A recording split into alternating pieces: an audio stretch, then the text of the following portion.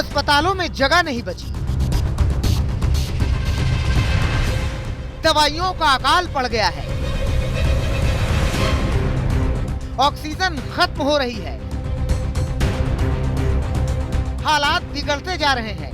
मौत के मुहाने पर खड़ा है महाराष्ट्र। तड़पता हुआ, कराहता हुआ, चीखता हुआ और एक एक सांस को गिनता हुआ।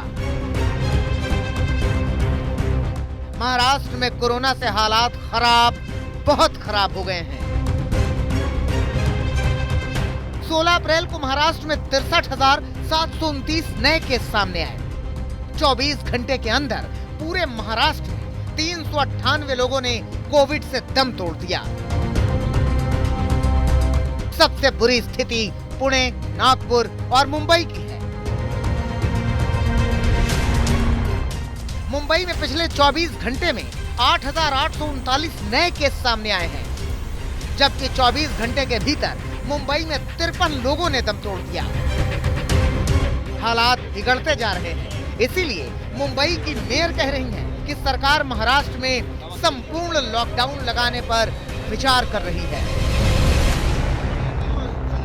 नहीं, अभी मुझे लगता है ये सब हालत देखते हुए मुख्यमंत्री सबके साथ वापस बात करके पूरा लॉकडाउन लगाना चाहेंगे, क्योंकि मेरा कहना है लगना चाहिए।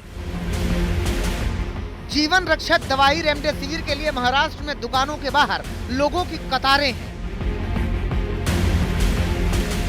रेमडेसिविर मिल नहीं रहा। महाराष्ट्र सरकार आरोप लगा रही है कि केंद्र सरकार ने कंपनियों को मना कर दिया है कि रेमडेसिविर महाराष्ट्र सरकार को सीधे न दिया जाए। केंद्र की सरकार ने कहा कि आप महाराष्ट्र सरकार को सीधे देंगे तो आप पे कार्रवाई होगी। हमें लगता है ये रवैया घातक है। देश में लोग दवा बिना मर रहे हैं। 20 लाख इंजेक्शन एक्सपोर्ट नहीं हो सकते, कोई पॉलिसी सरकार नहीं बना पा रही है। महाराष्ट्र सरकार खरीदना चाहती है तो बेचने वालों को रोका जा रहा है।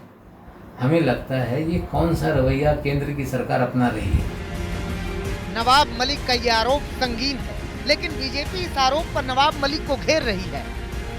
नवाब मलिक किस कैपेसिटी में ये बोले मुझे मालूम नहीं। उनके हाथ में केंद्र का कुछ आदेश ऐसा है क्या, कौन बोले उसका रेफरेंस है क्या?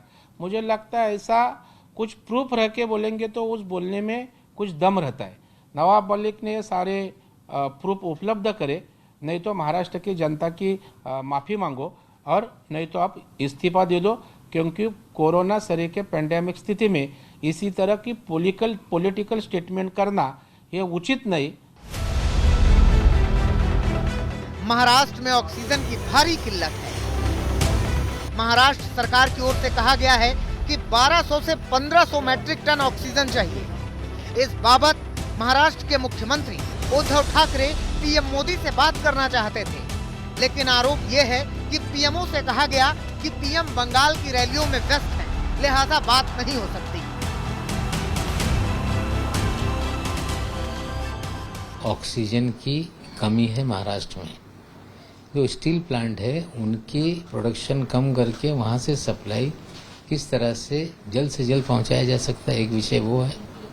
दूसरा, जो एक्सपोर्ट के लिए रेमडेसिविर बनाई गई थी उसे महाराष्ट्र में और अन्य राज्यों में बेचने की परमिशन दी जाए। ये दो विषयों पे मुख्यमंत्री महोदय प्रधानमंत्री जी से बात करना चाहते थे और प्रधानमंत्री जी बंगाल के दौरे में ऐसे जवाब मुख्यमंत्री जी को दिया जा रहा है।